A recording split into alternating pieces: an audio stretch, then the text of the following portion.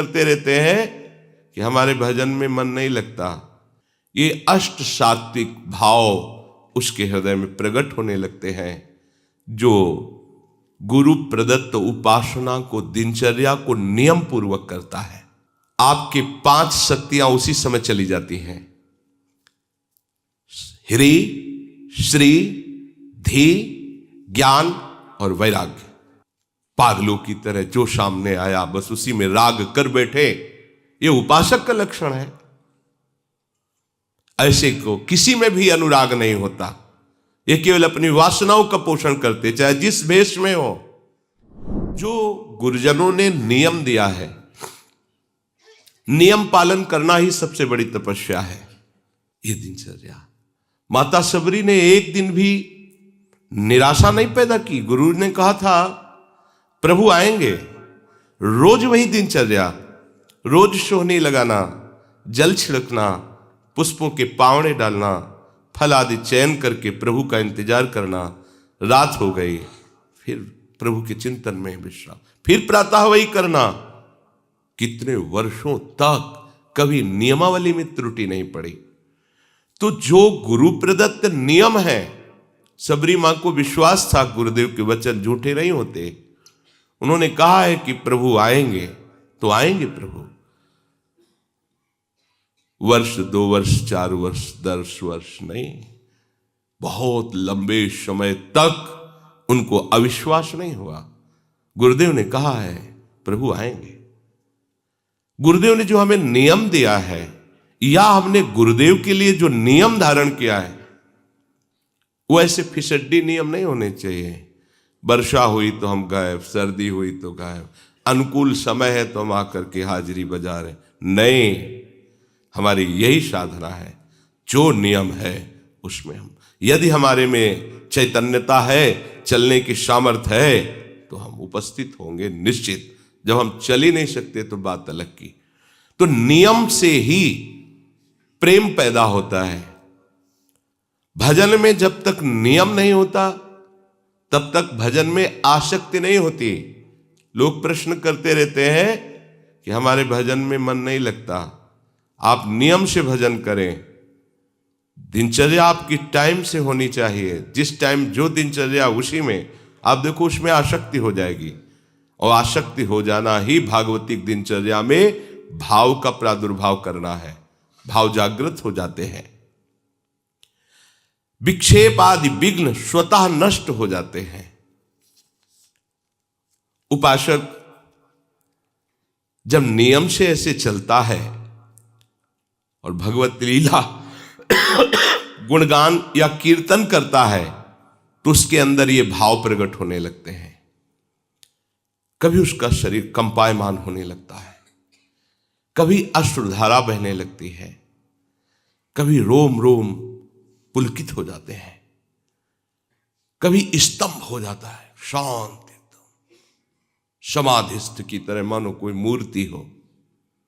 कभी श्वेद पसीना, कभी स्वरभंग लड़खड़ाने लगता है, राग बिगड़ जाता है, आवाज शुद्ध नहीं निकल पाती, गदगद कंठ, नयन बह नीरा।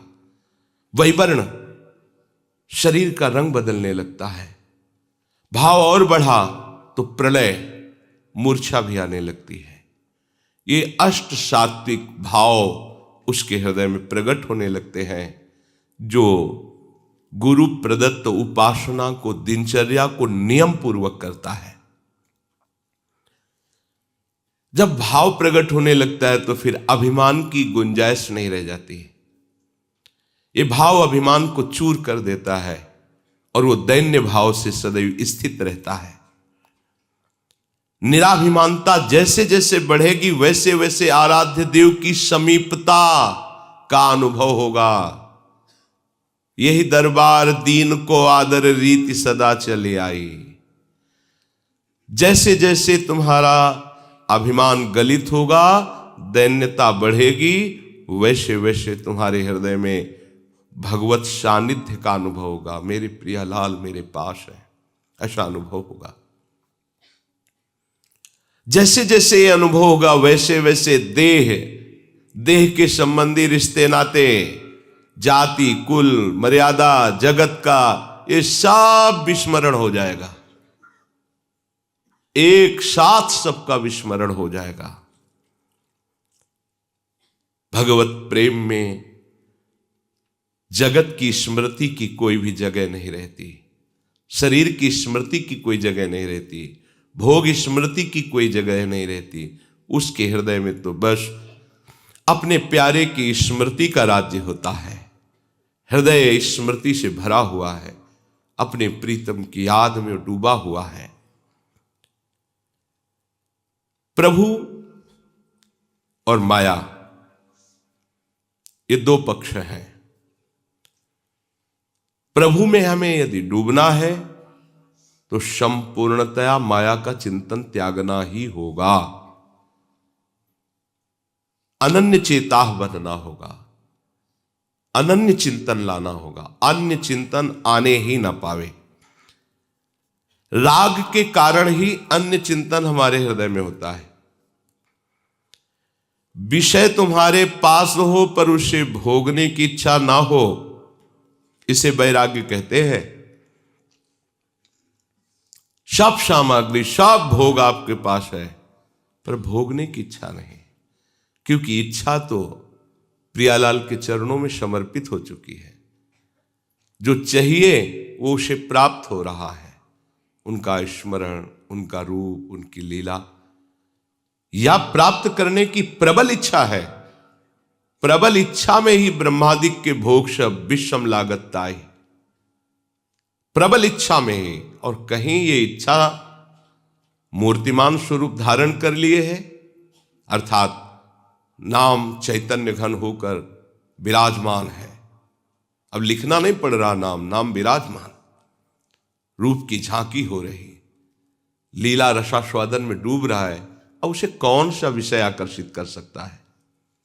पर इस रस तक पहुंचने के लिए हमारे अंदर जो विषयों के प्रति प्रियता है उसे विचार के द्वारा नष्ट करना होगा। नहीं है सुख इनमें, चाहे जितना आप भोग लीजिए, नहीं है। एक दिन रुकना ही पड़ेगा आपको। आज ही रुक जाइए, समय बर्बाद मत कीजिए। अपने चित्त को चिंतन में तल्लीन कीजिए, प्रियालाल के भोगों के चिंतन में नहीं। भगवत प्रेम के लिए वैराग्य अत्यंत आवश्यक है। वैराग्य सही माने में प्रेम में ही होता है। पहले स्थूल वैराग्य, प्रगट में वैराग्य, पर सूक्ष्म में महत्व बुद्धि बनी हुई है भोगों में। पर जब प्रभु का प्रेम प्रकट होता है तो वो भी नष्ट हो जाती है। अब चराचर जगत में अपने प्रीतम के सिवा और कोई इच्छा नहीं रह गई। अपने प्रीतम से बढ़कर कुछ अच्छा नहीं लग रहा। अब ये सच्चा वैराग्य है। इसके लिए कभी किसी से दो ये शब्द मत कहना, ये महापुरुषों के वचन है। दो ये कहना मृत्यु के समान है उपासक का। आचार्यों ने आज्ञा की है कि भिक्षान्नम औषधम, प्राणों का पोषण। अगर वैरागी हो, विरक्त मार्ग के पथिक हो तो भिक्षान्न से करो। अगर कभी भी कहीं भी कोई भूखा प्यासा नजर आ रहा है तो आप अपना भोजन दे दीजिए, फिर आप देखिए आपको कैसा सुख मिलता है। सर्दी में कोई कांप रहा है, आप अपना वस्त्र दे दीजिए। कोई बीमार है तो आप अपनी सुविधा छोड़कर उसमें पैसा लगा दीजिए, उसको औषधि दिलाइए, ये कीजिए। लेकिन कोई ये कह रहा है कि मुझे इतने रुपए दीजिए नहीं तुम्हारा मंगल हो जाएगा, तो 5 पैसे भी मत दीजिए, बिल्कुल मत दीजिए।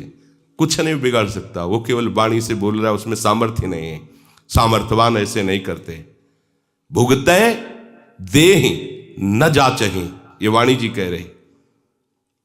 केतिक आयु केतिक जीवन, काहे विनाशत काज हटकत।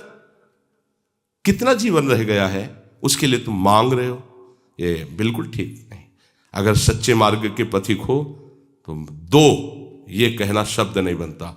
भरण पोषण भगवान के द्वारा होता है। पूरा जीवन आप देख लो, जैसा आप स्वभाव बना लोगे, जैसा नियम रखोगे, वैसे ही निर्वाह होने लगता है। ये मांगना बिल्कुल ठीक नहीं है।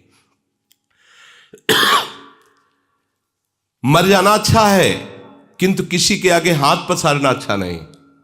विरक्त हो तो केवल आदेश है आचार्यों का, भूख लगेगो मांग खाओगो, गिनो न साँझ सवेरो, ब्रजवासिन के जूठ टूक और घर घर छाछ महेरो। ब्रजवासियों के अन्न से उदर पोषण मांग करके एक एक रोटी कर ली, इसके अलावा मांगने का अधिकार नहीं है। किसी भी चेष्टा द्वारा अपनी आवश्यकता की सूचना उपासक यदि किसी को देता है तो अन्य आश्रय हो जाता है और अपना पतन करा लेता है। जो कोई ऐसा सोचता है कि मैं मांग कर परोपकार करूंगा, वो परमार्थ का पथिक ही नहीं, अनुचित है। हमें यज्ञ के लिए पैसे दे दो, हमें भंडारे के लिए पैसे दे दो, ये बिल्कुल ठीक नहीं है। ये परमार्थ का मार्ग नहीं है, ये स्वार्थ का मार्ग, एक व्यापार हो गया। महापुरुषों के वचन है। परोपकार के लिए मांगना भी अनुचित है। उपासक को भूख लगे तो रोटी मांग लेनी चाहिए, उससे गृहस्थी का भी मंगल होता है और उपासक का भी मंगल होता है। किंतु इसके अलावा दो ये शब्द कहना, आपके 5 शक्तियां उसी समय चली जाती हैं। ह्री, श्री, धी, ज्ञान और वैराग्य। आपका तेज, आपका ऐश्वर्य, आपकी बुद्धि, आपका ज्ञान और वैराग्य, पांचों नष्ट हो जाते हैं मांगने वाले से। मांगने के संकल्प से ही तुम्हारे अंदर मलिनता आ जाएगी। इसलिए भगवत मार्ग के उपासक को मांगना बड़ा भारी पाप है। उपासक जब विषयी पुरुषों का संग करने लगता है तो उनसे भी नीचे वो गिर जाता है, उनसे भी नीचे गिर जाता है, क्योंकि उनके अंदर तो ये होता है कि मैं विषयी हूं, मैं नीच हूं, ये संत है, ये भाव तो रहता है। लेकिन वो जो मैं वैरागी हूं, विरक्त हूं, संत हूं, वो जब उनके संग से नीचे गिरने लगता है तो बहुत बुरी दशा को प्राप्त होता है। हमें प्रभु के मार्ग में आगे बढ़ना है। भोगी पुरुषों के शरीरों में भोग के परमाणु होते हैं, इसलिए उनसे संभाषण, उनका स्पर्श करना, उनको अपनी गोष्ठी में बैठालना, ये बहुत हानिकारक है। भोगी पुरुष, गृहस्थ है, भगवत भक्त है, वो नहीं। जिनका केवल भोग ही लक्ष्य है, रुपया पैसा वाले हैं, आकर हमें कुछ पैसा देंगे, रुपया देंगे, हमारी आवश्यकताओं की पूर्ति होगी, इसलिए हम उनकी सेवा करें, उनके आगे चाटुकारिता करें, बिल्कुल नहीं। उपासक को कभी अभिमानिनते न्यारे, ऐसा नहीं होना चाहिए।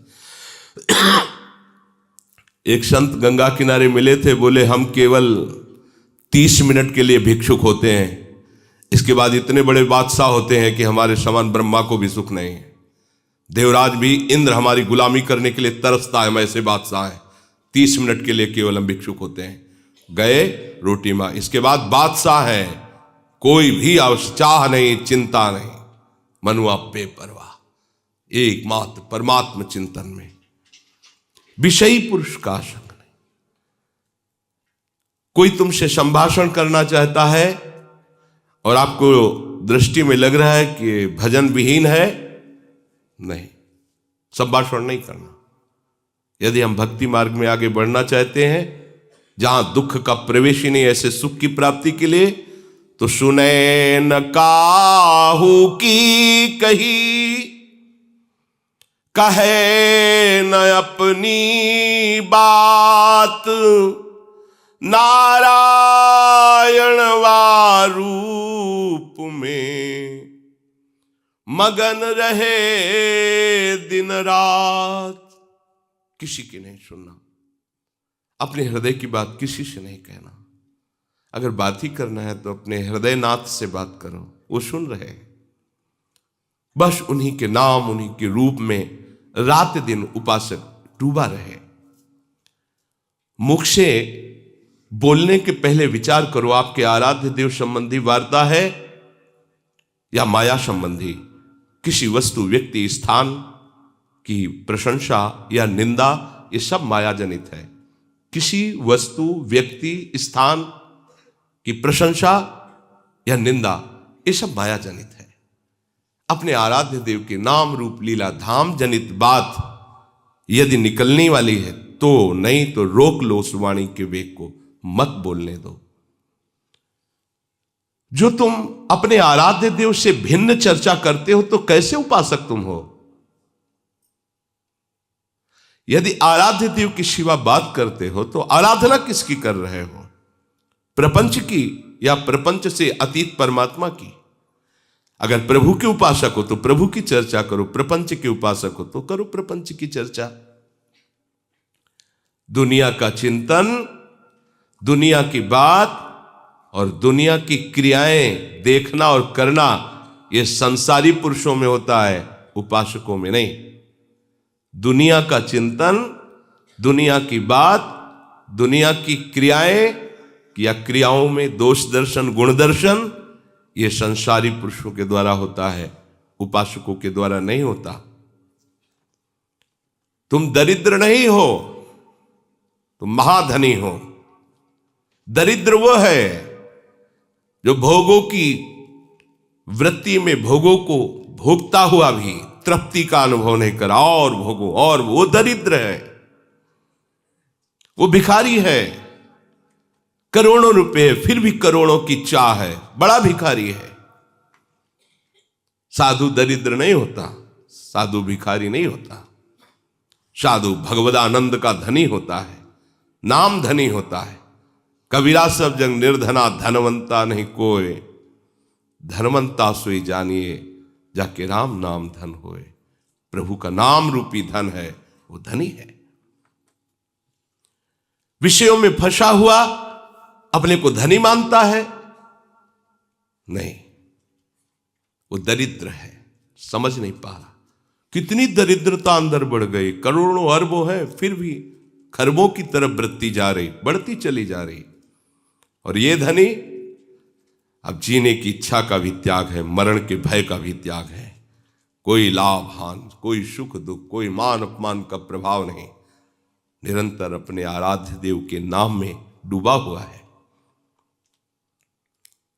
स्वभाव को यदि नहीं बदल पाए तो तुम पशु हो, उपासक कहां हो?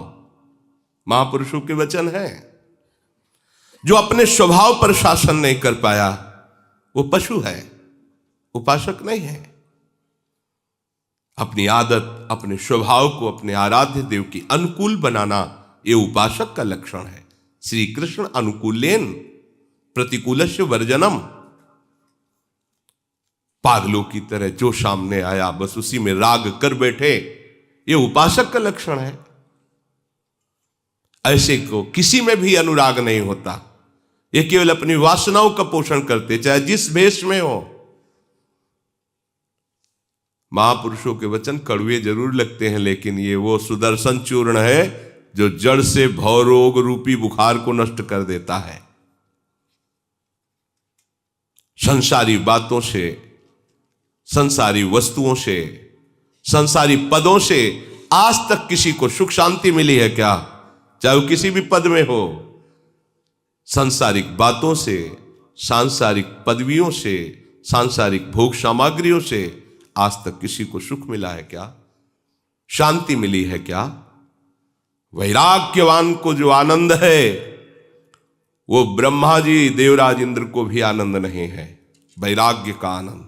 फिर अनुराग की तो बात ही जाती, वो तो इसके आगे की बात है। जन्म जन्मांतरों से हमारा विषयों में अनुराग रहा है, इसी अनुराग के चक्र को तोड़कर प्रभु से अनुराग करना, यही तो हमारी साधना है, यही हमारी साधुता है, यही हमारा भगवत मार्ग है। प्रभु में अनुराग हो जाना, संसार के राग का नाश हो जाना। कोई भी संसार का पदार्थ नित्य नहीं है, कोई भी संसार का संबंधी नित्य नहीं है, कोई भी संसार का पद नित्य नहीं है या नित्य है, नष्ट हो जाएगा। क्यों प्यार करते हो? ये रागियों को समझ में नहीं आ गए, वैरागियों की बात है। किसी भी वस्तु से, किसी भी व्यक्ति से, किसी भी पद से अपना संबंध नहीं है, तभी परम पद के अधिकारी। ये भागवत पार्षद बनने का सिद्धांत है, ये प्रिया सहचरी बनने का सिद्धांत है, ये उस चिदानंद सुख की प्राप्ति का सिद्धांत है जहां दुख का लेश मात्र भी नहीं है। यदि प्रभु के नाम में तुम्हारा प्रेम नहीं हुआ, प्रभु के रूप में प्रेम नहीं हुआ, प्रभु के धाम में नहीं प्रेम हुआ, तो घर छोड़ दो, कपड़ा छोड़ दो, चाहे जहां घूमो, कुछ नहीं मिलने वाला। अपने को आत्मज्ञानी कहो, भगवत प्रेमी कहो, बैरागी कहो, त्यागी कहो, कुछ नहीं मिलने वाला। हमें सतत जहां भी हैं, जैसे भी हैं, भगवत चिंतन करना है। भगवत चिंतन ही तुम्हें स्थिति प्रदान करेगा। ये घर द्वार छोड़ देना, कपड़े बदल लेना, इससे ही केवल काम नहीं बनेगा। भगवत चिंतन कितना बढ़िया अवसर दिया है। रात दिन उन्हीं की चर्चा, उन्हीं की लीला गुण गायन और उन्हीं के धाम में रह रहे। अब बात न बनी तो फिर नहीं बनेगी। बार बार तो बनत नहीं, यह संजोग अनूप, बहुत बढ़िया संजोग बना दिया है। भगवत प्राप्ति का बहुत सुंदर संयोग बन गया है। जब इन सबको छोड़ करके आगे बढ़ता है उपासक, तो प्रतिष्ठा आकर उसके सामने खड़ी हो जाती है। मान सम्मान प्रतिष्ठा, इस किले को तोड़ना बहुत मुश्किल है।